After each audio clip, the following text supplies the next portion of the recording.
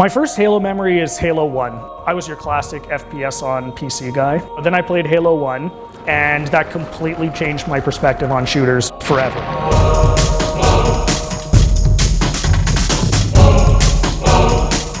The motivation for Halo Anniversary is really simple. We were coming up on the 10th anniversary. We wanted to do something cool to celebrate that 10 years with the fans and the community who stayed with us for that entire decade.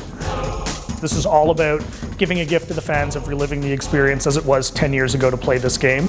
And, we basically made the decision that warts and all, we were going to do that. It had to be exactly the way you remembered it. It had to play the same, the Warthog had to feel the same, the grenades had to react the same way, the physics had to have that special Halo CE physics.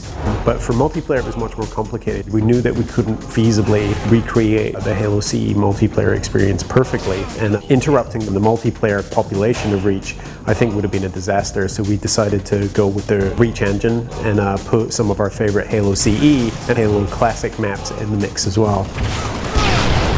There's always that temptation when you go back, it's like, oh, we can make this maybe play a little bit better.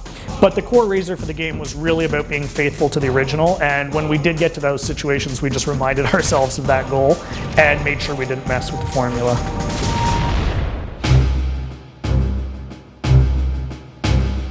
I'm excited to let people relive the emotion they had when they played it the first time. I think Classic Mode is one way that helps you do that, when you can switch graphics and see the game exactly as it looked 10 years ago and come back. Beyond that, we still wanted to push the game forward, and Terminals is a fantastic example. Terminals made their appearance in Halo 3. They were somewhat Easter eggs that you could find throughout the course of the game, and it was a very cool way to tell story. I think it was something that people really enjoyed, especially that hardcore fan.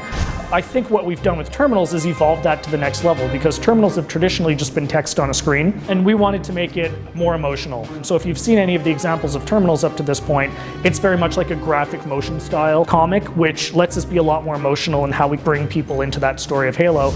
And if people find them all, we're actually going to start to seed some of the storyline for Halo 4. So that's an example of something that didn't touch the main gameplay, but was an area that we could still evolve. The other thing that occurred to me through the course of development, if you're a 15, 16-year-old gamer, you were 5 or 6 years old when the first Halo came out, right?